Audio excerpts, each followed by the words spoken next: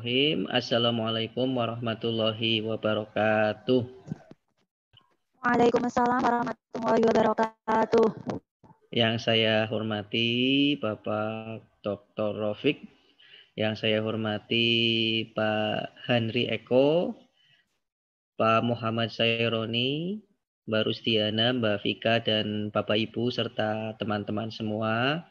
Alhamdulillah pada kesempatan hari ini saya diberi kesempatan untuk bertatap muka melalui media webinar yang diselenggarakan oleh KKN IKDR IAIN Kudus kelompok yang ke-6. Mudah-mudahan upaya yang dilakukan oleh kelompok KKN kelompok yang ke-6 ini mendapatkan keberkahan sehingga jalannya pelaksanaan KKN dari awal sampai akhir lancar dan mendapatkan hasil yang sesuai harapan. Bapak, Ibu, dan teman-teman semua yang saya hormati, pada kesempatan hari ini saya diminta untuk mempresentasikan materi pembelajaran daring versus luring dan pengembangan karakter peserta didik. Nah, ini apa namanya, sambil menunggu tampilan PowerPoint, saya lanjutkan saja. Bapak, Ibu, dan saudara-saudara sekalian, kemarin-kemarin bahkan sampai saat ini masih santer sekali di telinga kita bahwa kita sekarang tengah hidup di era revolusi industri 4.0. Nah, di era revolusi industri 4.0 ini terjadi kompleksitas kehidupan. Ya, sebenarnya kompleksitas kehidupan juga terjadi di masa-masa sebelumnya. Namun di masa sekarang ini kompleksitas kehidupan semakin cepat berkembang, semakin gencar arusnya, karena berbagai hal bisa ditemukan, didapat, didengar, bahkan dilihat melalui kecanggihan dari ICT. Nah, Prof. Ahmad Sanusi mengungkapkan ini ketika beliau berpidato. Ketika kita hidup di masa yang penuh dengan kompleksitas, kalau kita tidak bisa melakukan penyesuaian di dalamnya, maka kita akan tergerus ke dalam arus kompleksitas itu. Nah, saat ini banyak orang yang bisa beradaptasi dengan berbagai perubahan yang terjadi di era revolusi industri. Ada pula dan banyak juga yang tidak bisa beradaptasi dengan perubahan itu. Nah, proses adaptasi ini semakin sulit manakala kita sekarang tengah menghadapi pandemi COVID-19. Berbagai bidang, termasuk bidang pendidikan, harus bisa melakukan adaptasi terhadap situasi dan kondisi yang sekarang ini dengan memanfaatkan berbagai sumber daya yang ada. Dapatlah dikatakan kalau menurut saya pandemi COVID-19 ini, COVID-19, menjadi ujian bagi para pemimpin, termasuk para pemimpin di bidang pendidikan. Menjadi ujian bagi Menteri Pendidikan Nasional kita, menjadi ujian bagi Kepala Dinas Pendidikan Provinsi, sampai Kepala Dinas Pendidikan Kabupaten Kota, sampai Kepala UPK di tingkatan kecamatan. Atau dari Kanwil Kemenak Pusat sampai kemudian Kanwil Kemenak Kabupaten atau Kota. Ini menjadi tantangan. Bahkan dalam skala mikro ini juga menjadi tantangan, bukan hanya bagi kepala sekolah, tetapi juga bagi para guru. Nah, saya sendiri sebagai dosen juga mengalami hal yang sama dengan para guru. Dosen juga harus melakukan adaptasi di masa pandemi ini, di masa new normal ini, agar tetap bisa melaksanakan kegiatan pengajaran, kegiatan pembelajaran secara efektif dan efisien. Bapak, Ibu, dan saudara-saudari yang saya hormati, ketika kita berbicara tentang pembelajaran di masa new normal ini sudah ada panduannya yang bisa kita gunakan untuk melaksanakannya. Panduannya terdapat pada Permendikbud nomor 719 tahun 2020 tentang pedoman pelaksanaan kurikulum pada satuan pendidikan dalam kondisi khusus atau dalam kondisi darurat. Bapak Ibu, di masa yang sekarang ini, para guru, termasuk dosen juga ikut mengadopsi, diberi pilihan untuk menerapkan 3 model kurikulum. Pilihan yang pertama, para guru bisa menerapkan kurikulum 2013. Nah, jadi masa new normal ini, para guru bisa melaksanakan kegiatan pembelajaran dengan menjadikan kurikulum 2013 menjadi acuannya.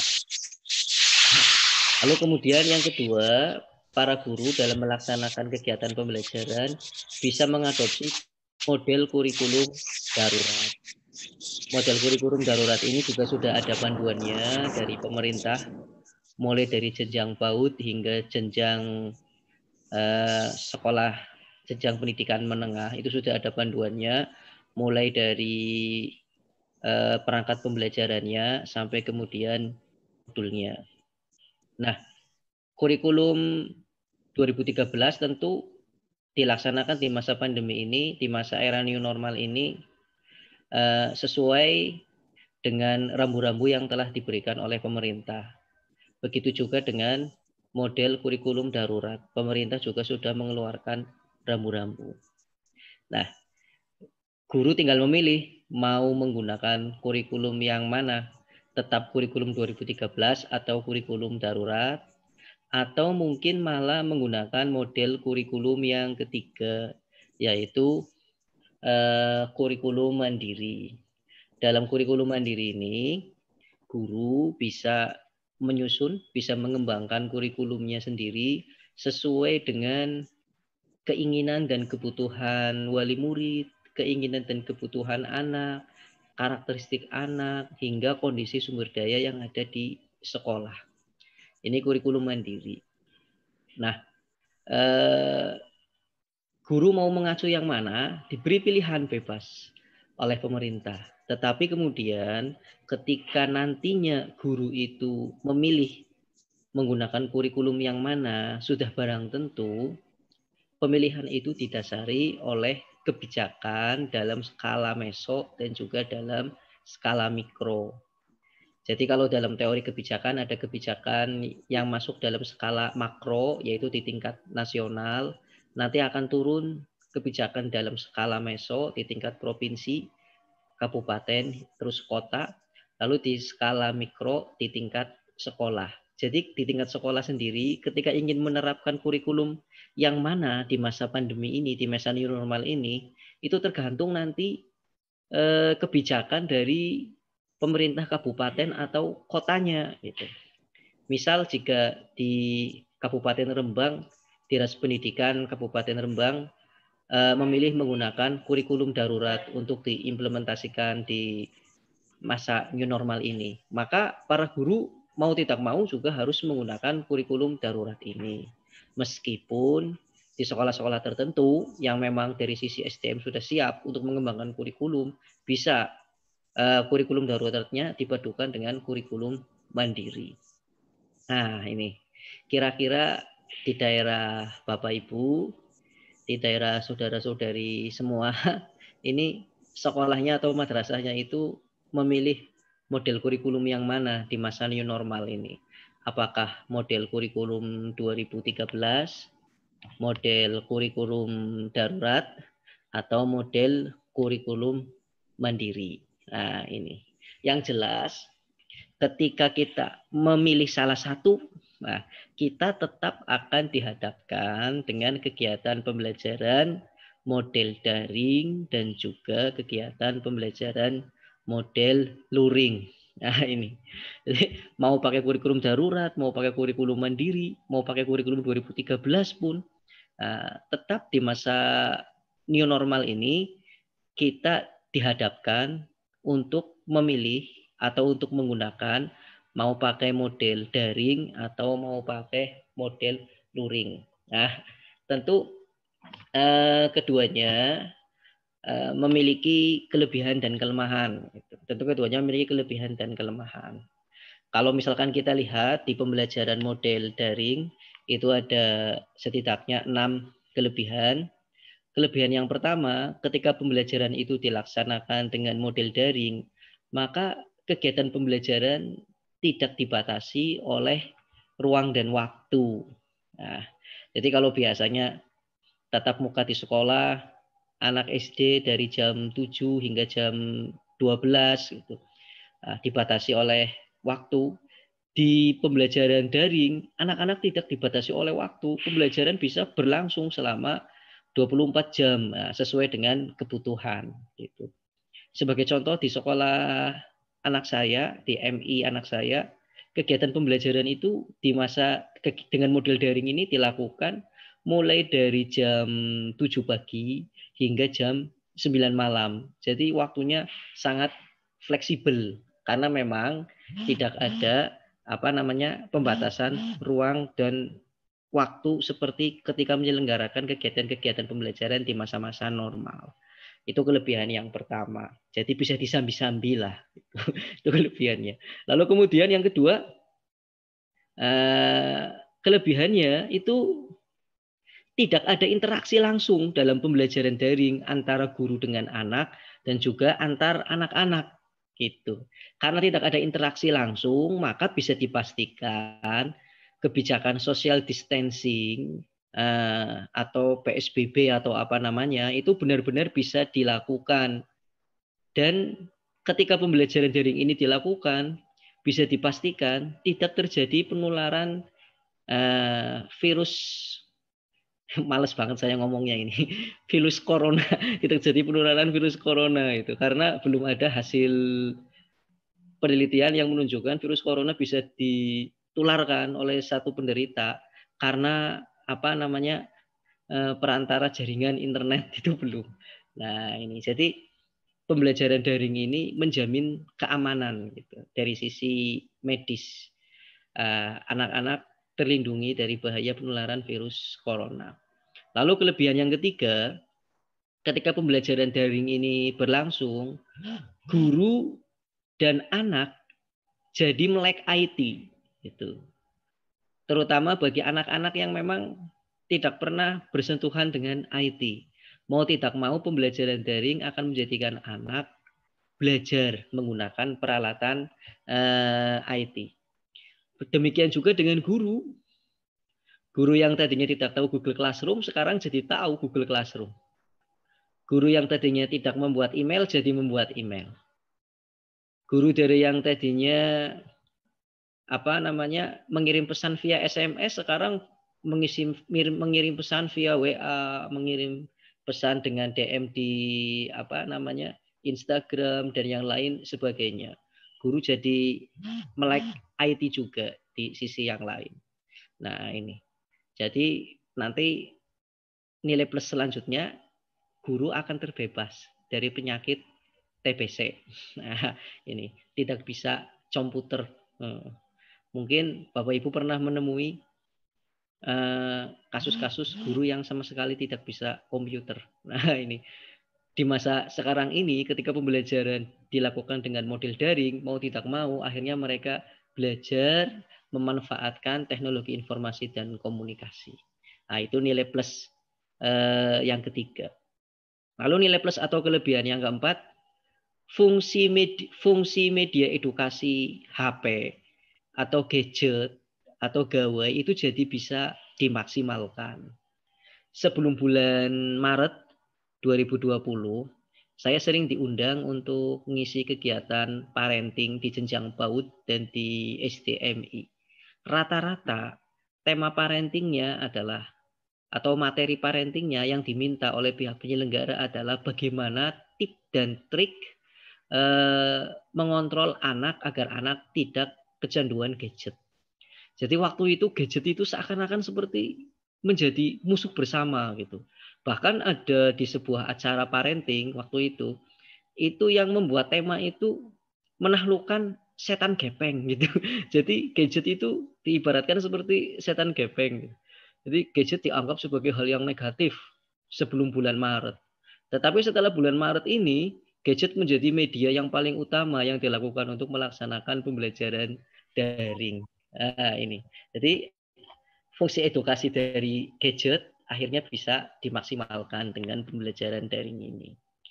Nah, dari yang tadinya anak-anak itu hanya membuka game, membuka medsos, anak-anak mulai membuka search engine seperti Google dan yang lainnya. Itu kelebihan yang keempat.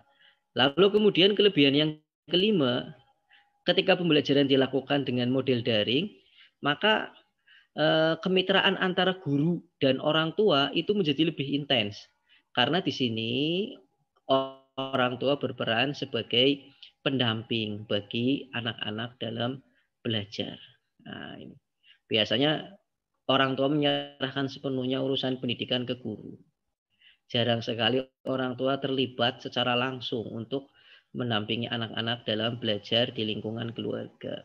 Dengan adanya model pembelajaran daring ini, orang tua bisa menjadi mitra, bisa menjadi partner bagi guru yang betul-betul siap sedia untuk mendampingi anak-anak belajar di lingkungan keluarga.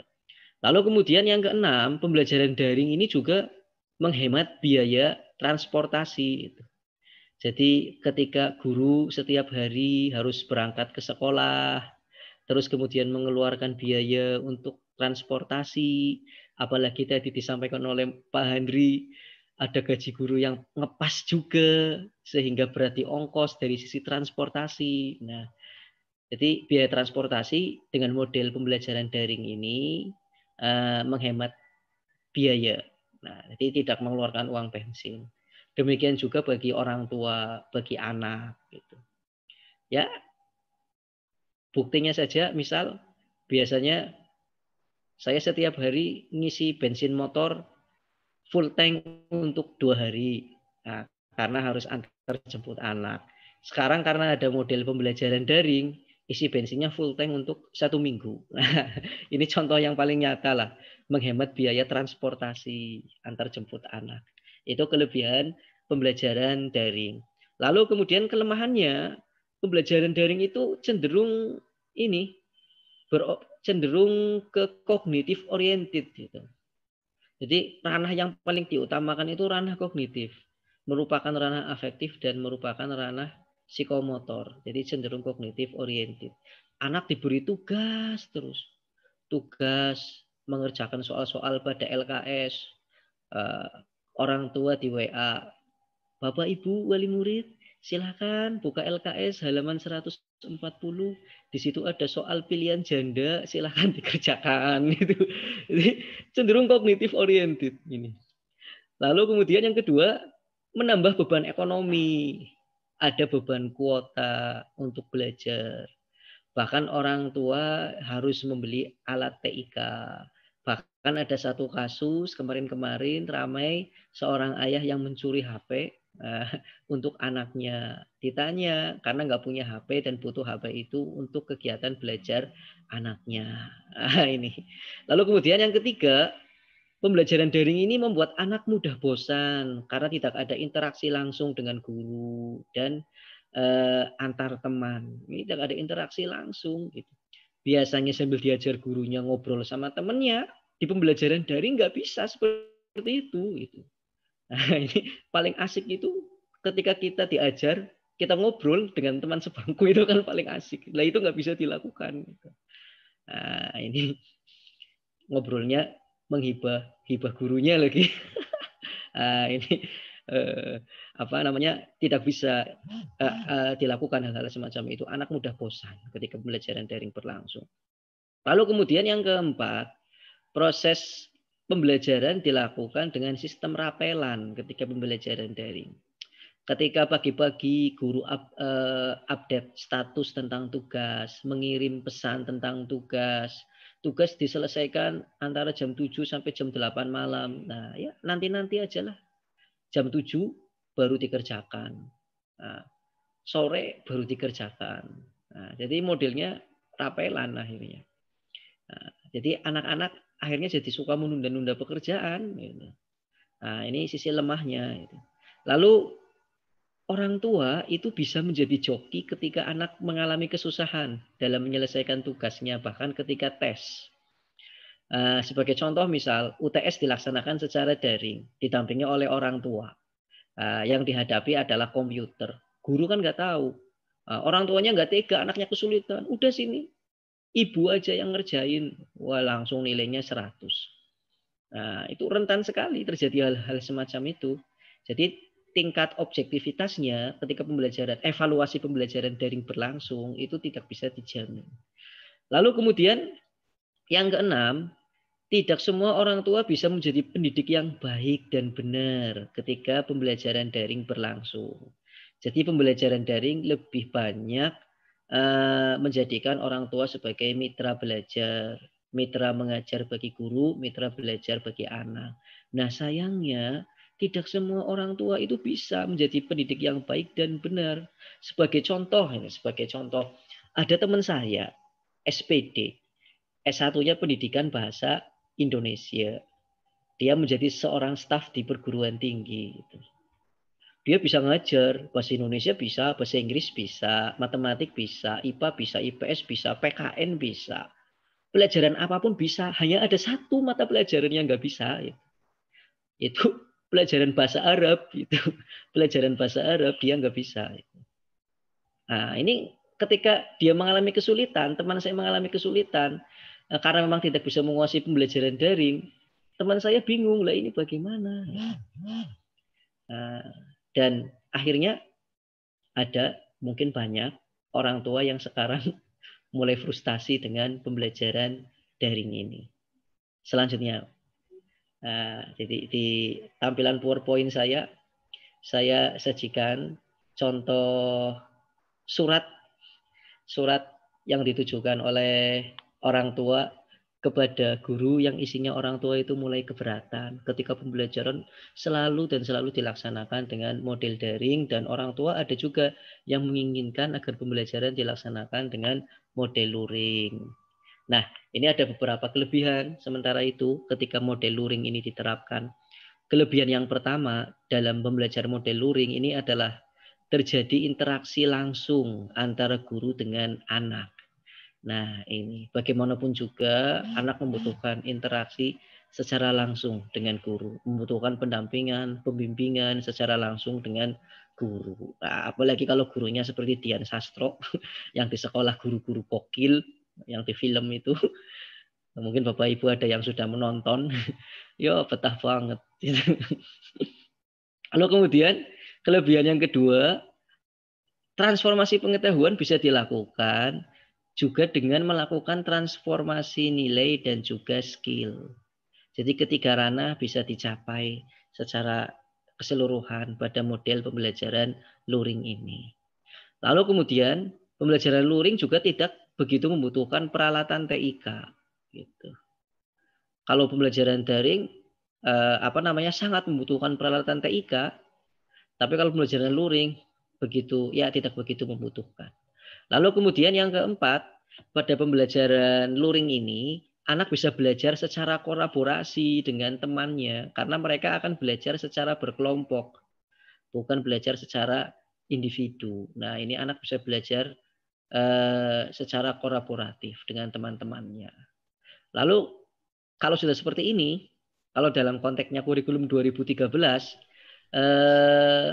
KI 1 aspek sosial ini bisa tercapai. Ini aspek sosial bisa tetap tercapai. Lalu kemudian yang kelima, kegiatan belajar akan lebih efektif dan efisien karena dilakukan dalam kelas mikro. Jadi dalam kelas luring kan jumlah anak dibatasi, misalkan maksimal 10, itu kan berarti kelas mikro.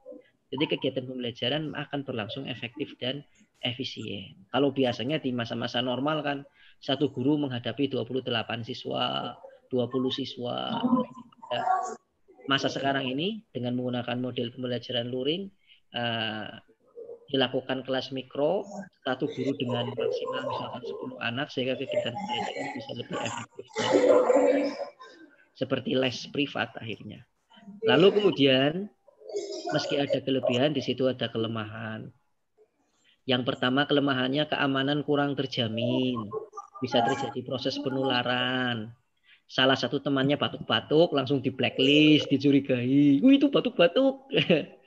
Salah satu temannya ada yang pilek, langsung dicurigai. Ada yang cerita aku mencret juga, akhirnya dicurigai juga. Nah, ini. Jadi keamanannya kurang terjamin ketika pembelajaran luring ini berlangsung. Nah, makanya ada resiko juga. Lalu kemudian yang kedua, ketika kegiatan pembelajaran luring berlangsung, ini guru memerlukan biaya transportasi tambahan. Terutama jika rumah anak itu jauh, memerlukan biaya transportasi tambahan. Bukan hanya guru, tapi bagi teman-teman yang lain. Karena dalam pembelajaran luring kan 10 anak misal berkumpul di rumah satu anak. Kalau rumahnya jauh ya ada biaya transportasi di situ. Lalu kemudian yang ketiga, ada beban biaya baru juga bagi tuan rumah, yaitu beban konsumsi dan beban kebersihan. Nah, ini. Lalu yang keempat, tentu sarana belajar di rumah ini tidak komplit seperti di sekolah, dan tentu ini akan memberikan pengaruh pada jalannya pelaksanaan kegiatan pembelajaran. Dan kegiatan pembelajaran luring ini juga dibatasi oleh waktu. Jadi tidak bisa kegiatan pembelajaran luring dilaksanakan lama-lama. Ya idealnya maksimal 2 jam. Nah, ini. Nah, tentu akan menjadi perdebatan yang tak kunjung reda ketika kita memperbincangkan antara pembelajaran daring versus pembelajaran luring.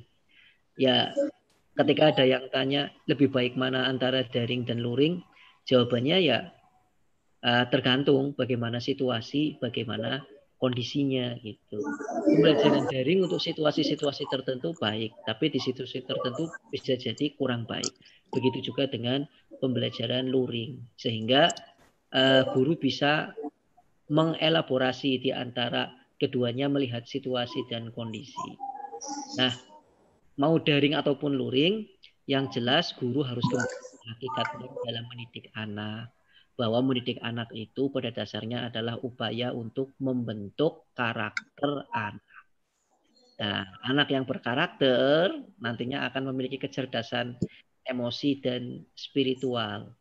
Dari hasil riset disebutkan bahwa kecerdasan seseorang 90% itu dipengaruhi oleh kecerdasan emosi dan spiritualnya. Sisanya 10% didapat oleh kecerdasan intelektualnya. Inilah yang kemudian menjadikan pembentukan karakter, pengembangan karakter ini penting dilakukan, bahkan dilakukan di masa-masa yang sekarang ini. Lalu guru dan orang tua harus bagaimana gitu. Jadi yang pertama, guru harus memberikan penugasan dengan porsi, kalau menurut saya 60% itu untuk kegiatan pembiasaan, 20% itu untuk kegiatan permainan, dan 20%-nya lagi untuk kegiatan akademik. Itu. Jadi porsinya 60% kegiatan pembiasaan, 20% kegiatan permainan, dan 20% lagi kegiatan akademik. Lalu kemudian yang kedua, itu yang pertama ketika kegiatan daring berlangsung. Jadi kegiatan daring harus diarahkan dengan porsi 60 pembiasaan, 20 permainan, dan 20 kegiatan akademik. Gitu. Pak, ini banyak Pak. KD yang harus dicapai. Nanti pas UTS bagaimana? Pas UAS bagaimana? Pikir carry lah.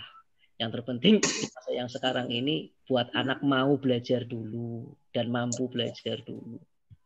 Nah, lalu kemudian yang selanjutnya, ketika pembelajaran luring berlangsung, seorang guru hendaknya menjadi murabi bagi anak didiknya. Begitu salam, jangan langsung memulai materi, tapi sharing dulu dengan anak-anak. Ada keluhan apa, ada kendala apa selama belajar di rumah. Terus kemudian guru melakukan pendampingan, memecahkan kasus atau masalah yang dihadapi oleh anak. Dan juga anak untuk melakukan hal-hal positif, apa yang harus dilakukan di hari-hari mendatang. Gitu. Jadi guru posisikan diri sebagai seorang murabi ketika pembelajaran luring. Lalu kemudian yang ketiga, orang tua sendiri itu hendaknya memberikan tugas keseharian kepada anak. Nah, jadi kalau biasanya di rumah anak pulang sekolah ya istirahat, bermain. Nah, karena anak sekarang belajar di rumah, orang tua hendaknya memberikan tugas keseharian kepada anak seperti menyapu, mengepel, nyuci piring atau apa gitu. Nah, ini ngajari anak masak, gitu. Itu perlu dilakukan.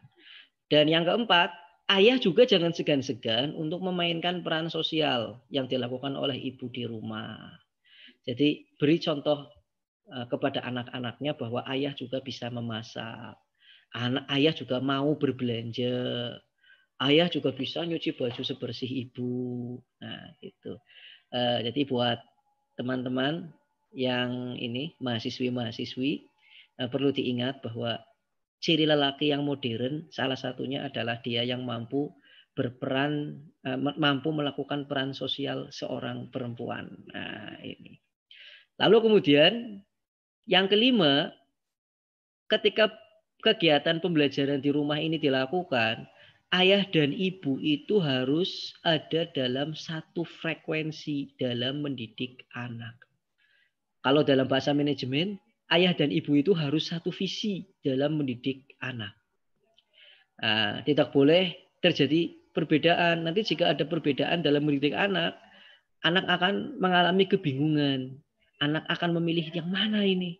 Akan memilih pendapat bapak atau akan memilih pendapat ibu. Jadi kedua-duanya harus ada dalam satu frekuensi atau dalam kesamaan visi dalam mendidik anak. Nah, ini. Jadi sebagai sebuah kesimpulan dari perbincangan kita tentang pembelajaran daring versus luring dan pengembangan karakter adalah pada masa sekarang ini guru dan orang tua harus intens menjalin kemitraan dalam mendidik anak. Dan fokus utama dalam proses pendidikan itu adalah pembentukan karakter pada diri anak. Pembentukan karakter itu bisa dilaksanakan melalui pembelajaran daring dengan porsi 60% pembiasaan, 20% permainan, dan 20% kegiatan akademik, serta kegiatan pembelajaran luring dengan memposisikan guru sebagai murabi. Lalu orang tua, ayah dan ibu dalam hal ini harus satu visi atau satu frekuensi dalam mendidik anak. Saya kira itu yang bisa saya sampaikan. Selebihnya nanti kita bisa berdiskusi. Oke, saya serahkan kembali kepada host Mbak Vika, silahkan. Ya, terima kasih. Wassalamualaikum warahmatullahi wabarakatuh. Baik, langsung saja ke pertanyaan ketiga, yaitu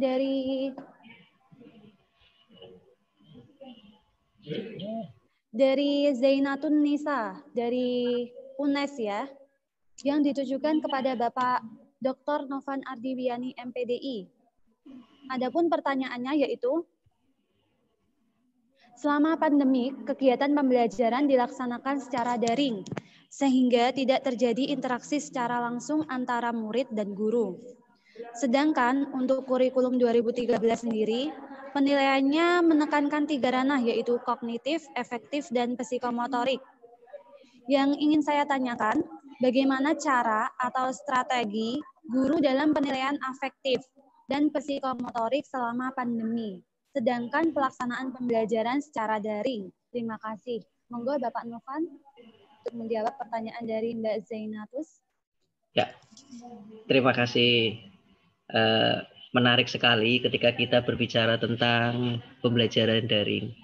Terlebih lagi, pelaksanaan pembelajaran daring ini dari sisi standarisasi, karena dari tadi berbicara tentang standar terus, dari sisi standarisasi ini belum dilakukan. Jadi pembelajaran daring antar sekolah bisa berbeda satu sama lain. Ini artinya apa? Kegiatan penilaian antar sekolah juga berbeda satu sama lain. Meskipun kurikulum yang diacu bisa jadi sama. Nah, pertanyaannya dari Mbak siapa tadi namanya ya, Mbak? Mbak Zainatun Nisa, Pak. Mbak Zainatun Nisa. Oke, dari ya. UNES. Ya, oke. Mbak Zainatun Nisa. Jadi ketika kita berbicara tentang penilaian, terutama penilaian dalam pembelajaran daring, itu setidaknya ada 3 prinsip yang harus dipegang. Prinsip itu dipegang oleh guru maupun dipegang oleh orang tua. Karena pada dasarnya pembelajaran daring itu dilakukan dengan melibatkan 2 pihak tadi. Prinsip yang pertama dalam penilaian di pembelajaran daring adalah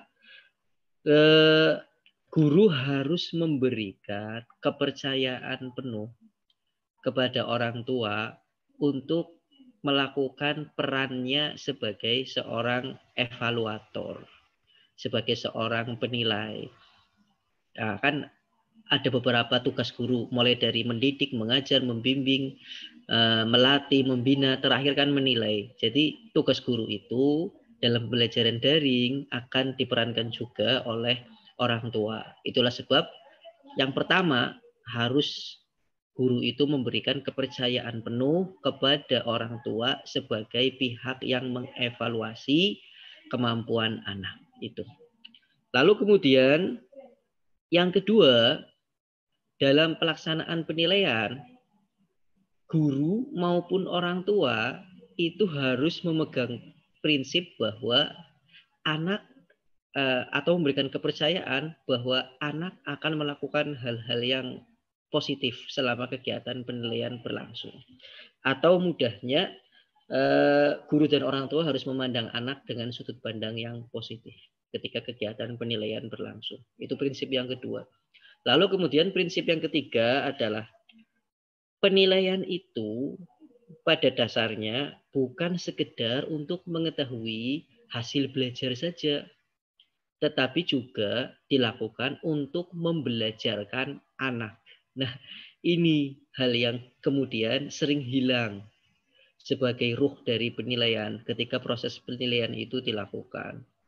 Baik guru maupun orang tua lupa bahwa penilaian itu bukan sekedar mengukur hasil belajar, tapi penilaian adalah upaya untuk membelajarkan anak.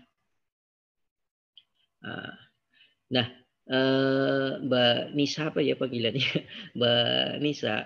Jadi kalau prinsip ini dipegang, terutama prinsip yang ketiga, maka kegiatan penilaian tidak akan secara keseluruhan dilakukan untuk mengukur kemampuan kognitif, tetapi juga dilakukan untuk mengukur kemampuan afektif dan juga kemampuan psikomotor. Yang menjadi problem, nah kata si penanya tadi adalah, tapi kan di kurikulum 2013 harus ketiganya itu include, dan faktanya ada guru yang ketika memberikan penilaian itu cenderung hanya mengukur ranah kognitif. Bagaimana caranya, bagaimana strateginya. Nah ini. Jadi saat ini yang banyak dilakukan oleh guru untuk menilai kemampuan afektif maupun kemampuan psikomotor anak, yang pertama adalah dengan dokumen berupa foto. Guru meminta kepada orang tua untuk memfoto aktivitas yang dilakukan oleh anak. Misal, guru meminta kepada orang tua untuk memoto ketika anak bermain bersama teman-temannya. Nah, guru meminta kepada orang tua untuk memoto ketika anak melakukan praktek sholat gitu. Nah, jadi foto digunakan sebagai media yang digunakan untuk menilai ranah afektif maupun psikomotor. Nah, namun sayangnya sisi lemahnya adalah foto itu hanya bisa menjelaskan apa yang dilakukan oleh anak selama 1 detik saja. Cekrek gitu. Nah, itu. Sehingga guru tidak puas, akhirnya menggunakan media yang kedua berupa video. Jadi penilaian dalam ranah afektif maupun ranah psikomotorik dilakukan dengan menggunakan media video. Misal, ketika anak diminta untuk melakukan gerakan wudhu, terus proses pelaksanaan wudhunya direkam oleh orang tuanya, kemudian dikirim ke guru. Nah, itu media yang kedua, video. Lalu media yang ketiga yang bisa digunakan itu media secara manual, saya katakan. Media secara manual. Dengan apa? Dengan menggunakan buku penghubung. Nah, jadi guru sebaiknya menyiapkan buku penghubung yang di dalamnya itu berisi format penilaian pada ranah afektif maupun pada ranah psikomotorik yang harus dicapai oleh anak dalam waktu 1 bulan. Jadi tidak sekedar mengandalkan foto, tidak sekedar mengandalkan video, tetapi bisa menggunakan buku penghubung yang berisi format penilaian ranah afektif misal. Jadi dalam buku penghubung itu isinya berbagai kegiatan yang harus dilakukan oleh anak. Nah, bisa berupa checklist kegiatan itu dilakukan ataupun tidak, atau ditambah diberi kolom keterangan agar orang tua bisa mendeskripsikan bagaimana cara anak melakukannya. Nah, buku penghubung itu diberikan kepada orang tua di awal bulan, lalu ditarik oleh guru dari orang tua di akhir bulan. Nah, nanti buku penghubung itu bisa digunakan untuk menilai ranah afektif dan juga ranah psikomotorik yang ditampilkan oleh anak. Nah, itu beberapa strategi ataupun beberapa media yang bisa digunakan untuk menilai ranah afektif dan ranah psikomotorik pada anak di masa pandemi ini. Nah, lagi-lagi ketika melakukan penilaian, guru harus percaya bahwa orang tua mampu menjadi evaluator yang baik. Demikian juga orang tua harus memberikan deskripsi yang jujur kepada guru terkait dengan perkembangan kemampuan anak baik dari sisi afektifnya maupun dari sisi psikomotoriknya. Saya kira itu, Mbak. Terima kasih. Saya kembalikan lagi ke host. Silahkan, Mbak. Baik, terima kasih kepada beliau Bapak Dr. Novan Ardiwiani, MPDI yang telah menjawab pertanyaannya dengan sangat jelas ya. Jadi dapat kami tarik kesimpulan bahwasannya penilaian dalam pembelajaran daring terdapat 3 prinsip. Yang pertama yaitu guru harus memberikan kepercayaan penuh kepada orang tua sebagai evaluator atau penilai. Yang kedua, guru maupun orang tua harus memegang prinsip bahwa anak akan melakukan hal-hal positif ketika kegiatan berlangsung. Adapun yang ketiga yaitu penilaian itu bukan cuma mengukur ranah kognitif siswa, tetapi penilaian itu untuk mengukur kemampuan afektif dan psikomotorik siswa. Jadi begitu ya.